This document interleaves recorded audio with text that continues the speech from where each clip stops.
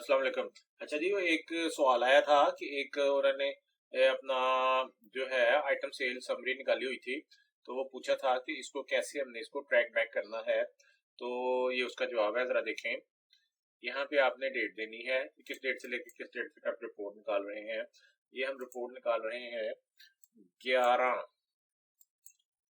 फरवरी से लेके अब तक। आइटम सेल पे क्लिक करते हैं तो ये आइटम है हमारे पास, ये रिपोर्ट हमारे पास आ गई है। ठीक है जी। और ये रिपोर्ट आ गई है हमारे पास। अब हमने देखना है सेल के बारे में। अब हम यहाँ पे कोई नंबर, मतलब कोई भी चीज कोई हमने करनी है। हमने यहाँ पे एक नंबर नोट किया, वो नंबर है कोई भी जो आप देखना चाहते हैं। जैसे मैं कहता हूँ जी 108। तो ये डेट डेट है, ये आगे डॉक्यूमेंट बता रहे हैं कि सेल है कि क्या है, पेमेंट कैश है या क्रेडिट है, और ये आगे डॉक्यूमेंट का नंबर है। तो ये 108 नंबर जो है डॉक्यूमेंट है, इसको भी देखना चाहते हैं। तो ये देखें 108 डॉक्यूमेंट और 32,400 की आपने सेल की है। तो हम जाते हैं वापस जाके हम सेल में जाते हैं। सेल में जाके हम यहाँ पे लिखते हैं 108।